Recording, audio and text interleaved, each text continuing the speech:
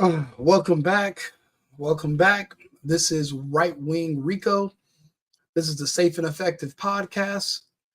We're also streaming live on the Club Rico podcast. If you're watching us on Instagram, please like the page, like the video. If you have any comments, please come to YouTube, come to our Rumble page or X and engage in dialogue. This is an amazing day. I have good news to report. Another one of Trump's promises that was made is another Trump promise being fulfilled. One of the most American first things I can think of a president could do would be to stop a war that literally benefits us zero, that we've been funding with a budget amount that could literally revolutionize our entire country. Do you know how much 150? Now this is the, we're not adding in there the USAID. We're not adding in all the other money laundered funds that we're going to find during the audits. I'm talking about just what they're disclosing. Alinsky said there was 177 billion allegedly that went to the Ukraine. He's only saying he got 77 billion. Do you know what that means? With just 100 billion, that means we have high-speed rail linking every major American city on the East Coast. For 150 billion, the whole country is on high-speed rails. Everything is modern and advanced. We don't have any more issues with plumbing in certain states. But no, that money was sent to a foreign land that none of us can find on a map, and that I don't know anyone that speaks the language, for a war that nobody can explain that we were participating in. Trump has officially talked to Vladimir Putin today, and basically the war in the Ukraine versus the Nazis is over.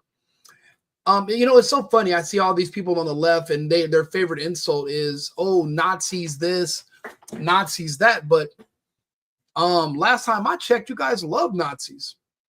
You guys sent them all your money, the Azovs. What did Putin say? The special military, because right now this is not a war. We call it a war. Putin calls it a special military operation. The number one goal of the special military operation was to denazify the Ukrainian government, which is being successfully done. If you don't believe me, listen. Isn't that the salute you guys were claiming Elon Musk did one time on stage? Why didn't you just send him all your money the way you do these people? In Germany, of a Nazi element in Ukraine. That's not a Nazi element. That's a Nazi society. Now, personally, I believe in people have the right to feel and do what they want. And to be honest, in this world, I have no issues with Nazis. If you want to be a Nazi, that's your business. I'd prefer you be a Nazi than a trans, to be honest, because at least the Nazis were not targeting children to do all types. Actually, the Nazis are the ones who first got rid of the trans and the gays in Europe, when Weimar and Berlin were the San Francisco of the day. The Nazis are the ones who actually moved them and put them into the camps. I'll be honest with you. You don't get much more pro-Palestine than this. So you have to pick a side. You can't have it both ways. You can't say I hate the Nazis, but I hate Putin. You got to choose a side.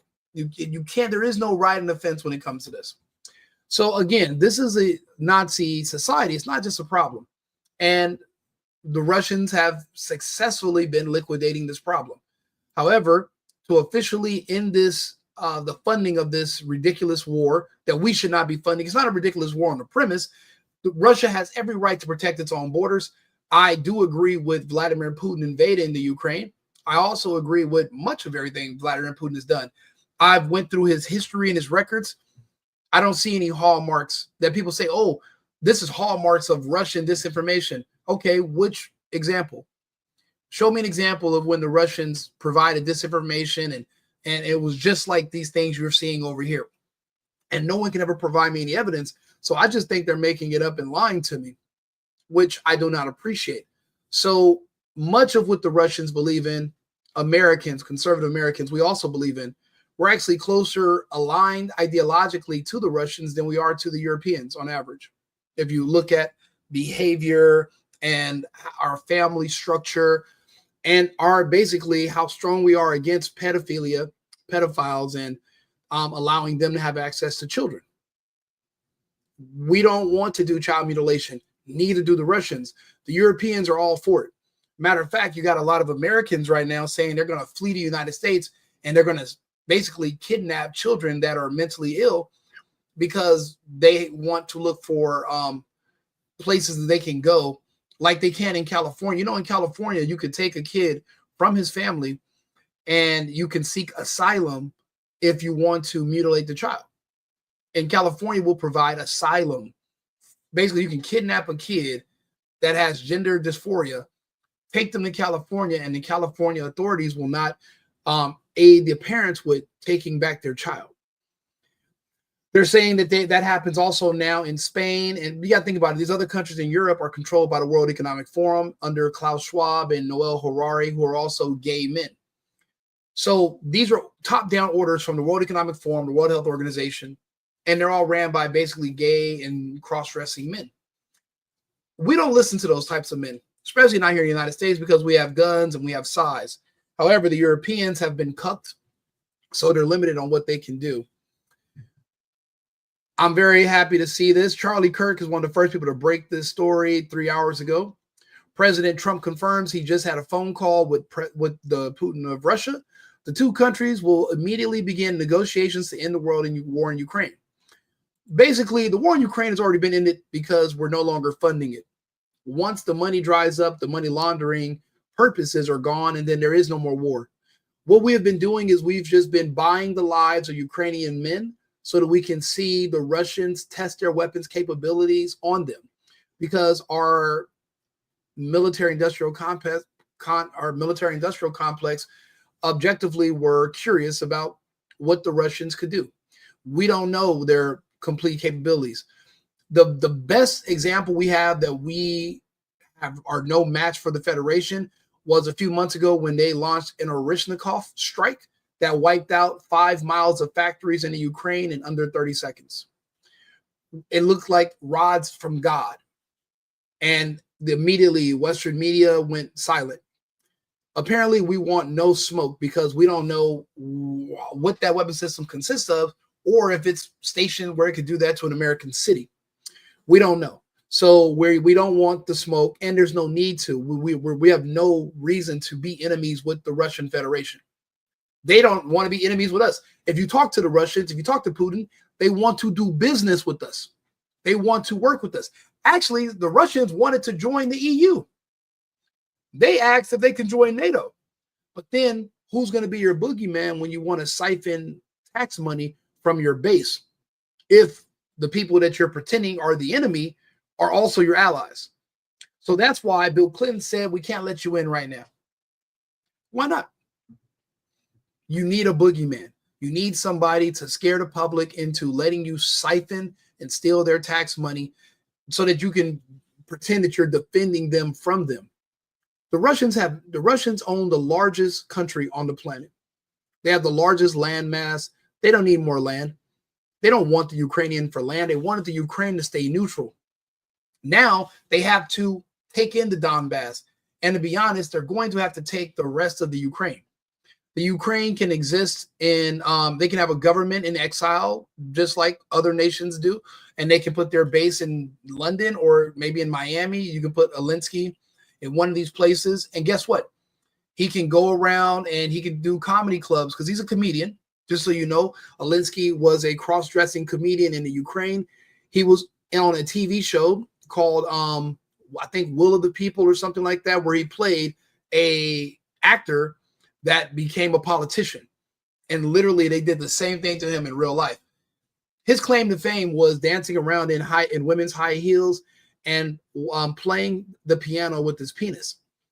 And then magically you put him in charge over the lives of hundreds of thousands of men. You know, I try to tell people the war in the Ukraine, it wasn't, they said 1 million people dead. Not 1 million people, 1 million men. I try to tell people about the death rates for those who complied in 2021. It's 94% men who are passing away from the side effects. This is a war on men. Men are being wiped out worldwide. Eventually, men will become extinct because if you think about it, only men will fight in a war. Only men will fight in a battle. Gay men will not. So they're easier to control. So for the men, so once you're done with the men you have to fight, you want to turn their kids into gays and trans because they're easier to control and they're weaker. There's a bigger enemy that's eventually coming, and they've primed us. What we're doing right now is we're basically ensuring that this new enemy does not take control and they don't get what they want. We will not become a weak slave class of effeminate men. We're not doing it. You can do that if you want to. We just won't. We just will ignore you. And then also, if you're that effeminate, you're not going to have kids. So if you want to remove yourself from the gene pool, be my guest. Go for it. I won't, but you can. Donald Trump, 3 hours ago. I just had a lengthy and highly productive phone call with President Vladimir Putin of Russia. We discussed the Ukraine, the Middle East, energy, AI, and the power of the dollar, and various other subjects. We both reflected on the great history of our nations and the fact that we fought so successfully in World War II. Who did they fight in World War II? The Nazis, the Germans. Where did they go after World War II besides to the United States Space Agency and the government? They went to the Ukraine. It's a complete Bandera society where they believe in basically everything shifted. The Aryan society moved there, which is their right. Who cares? They should have pride in their people. They should want to see more of their people being born. They should want to see more Aryan people being married and having children that are born that look like them. Everyone should not be forced or shamed into wanting to race mix and basically wipe out their own genetics. Certain people can do that. My family could do it, but depending on who we mix with, their genetics will pretty much be wiped for generations until you mix back in with them. That is not, if somebody doesn't want to do that, they should not have to, and you should not shame them into believing that. That is ridiculous. Everyone should have pride in who they are, their lineage, their heritage. Everybody should not want to be, an offset of some type of black. That's ridiculous. You should not have to. So no, if they want to be Aryans and have a closed society, that's their right. The Chinese do it, and no one calls them any names. Russians do it. Everybody pretty much sticks to themselves in their own country. You don't see tons of that happening in Africa. So why are we expecting that in other places just because they're white? That's ridiculous. That's absurd. And you see the success it's having in Europe. Europe is destroyed. I wouldn't hang out on Downing Street in London if I was you. The Turks have taken over Germany.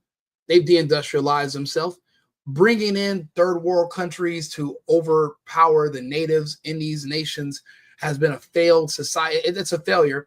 And only in the United States is Trump now, because they tried to do that here. We're now reversing it by moving them people back to where they're from. We have to. This whole globalist World Economic Forum agenda has been on the books for a while.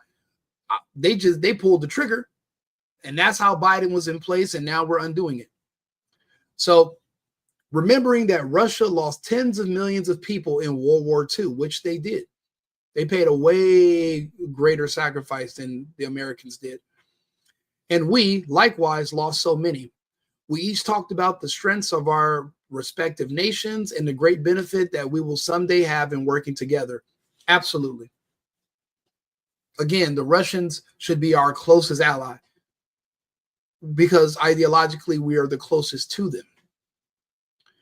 But first, as we both agreed, we want to stop the millions of deaths taking place in the war with Russia/Ukraine.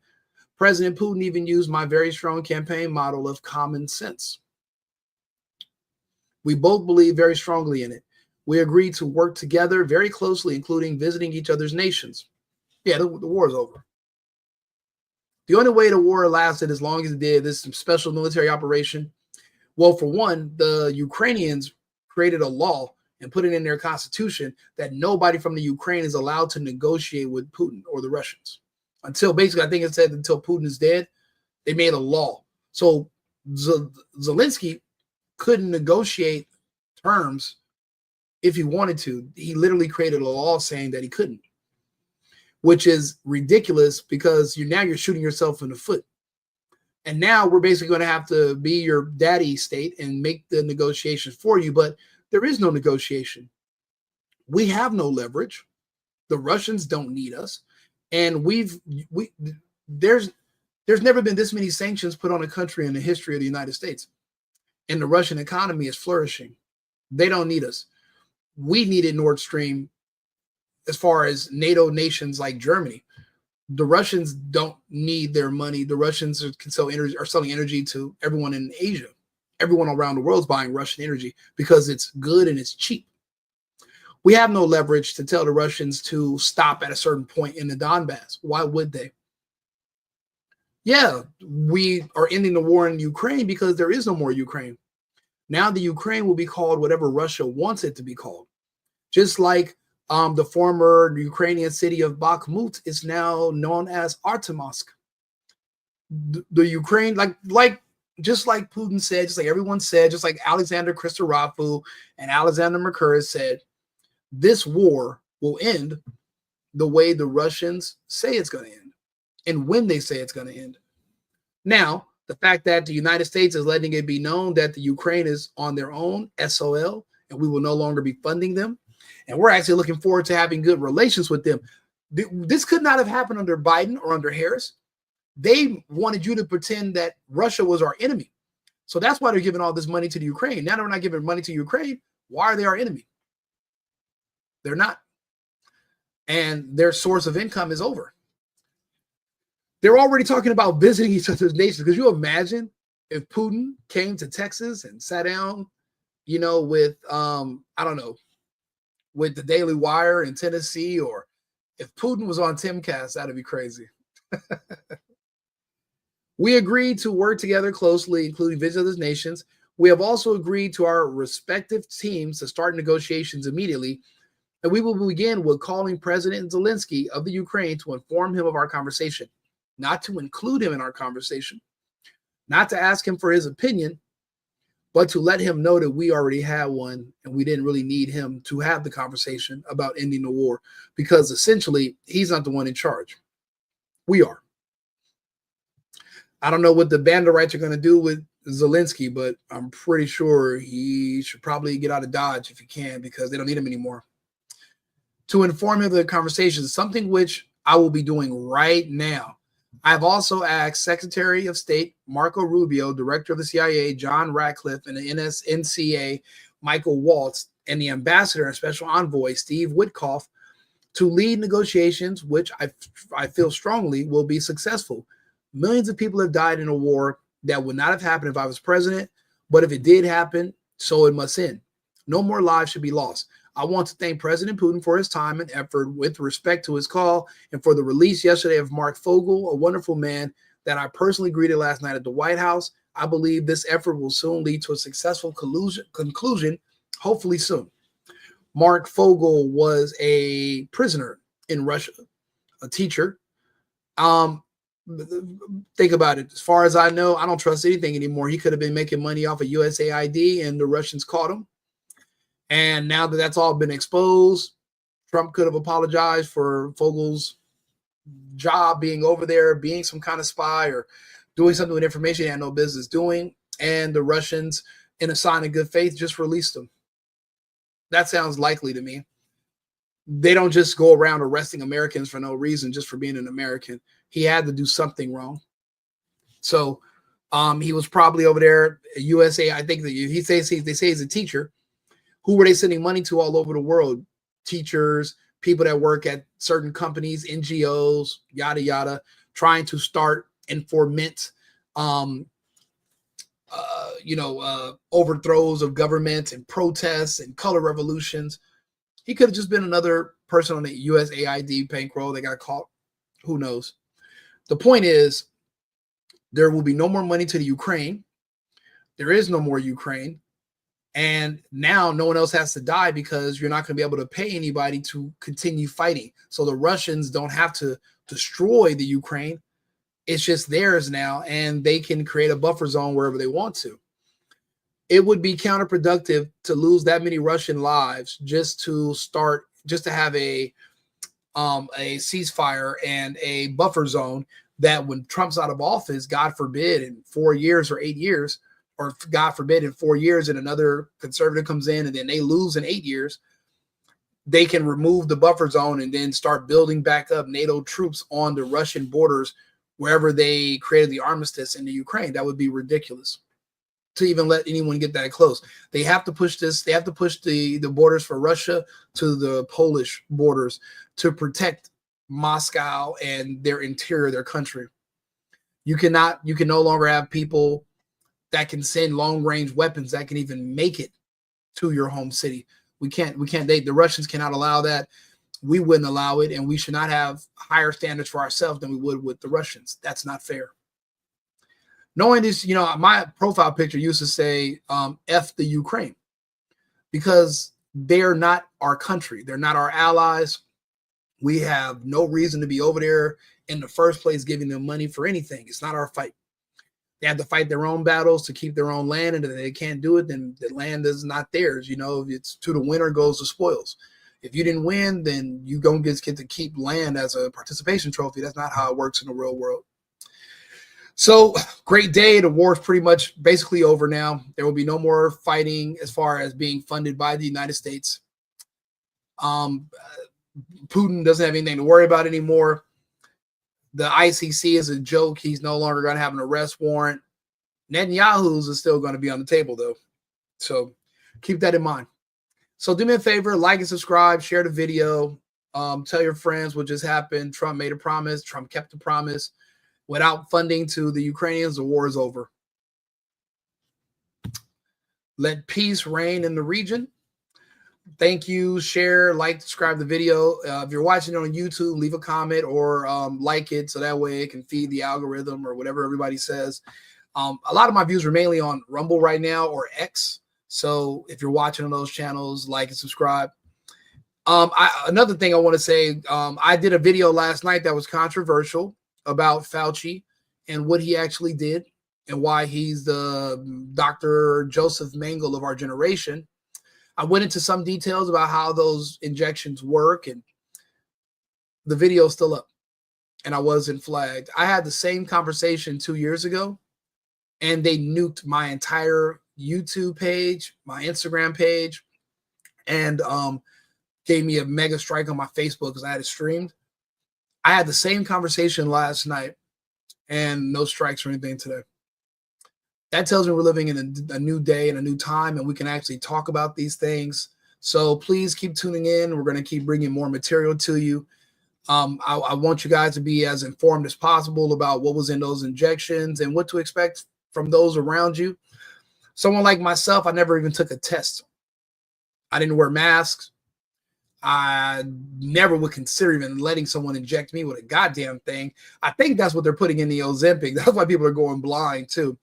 Oh yeah, we're going to do a video about that also. The Ozempic Olympics apparently are going to be ran. You're going to be in the Ozempic Olympics in the dark because it's causing blindness from the swelling of blood vessels in the eyes. We'll go about that in a little bit. We'll talk about it.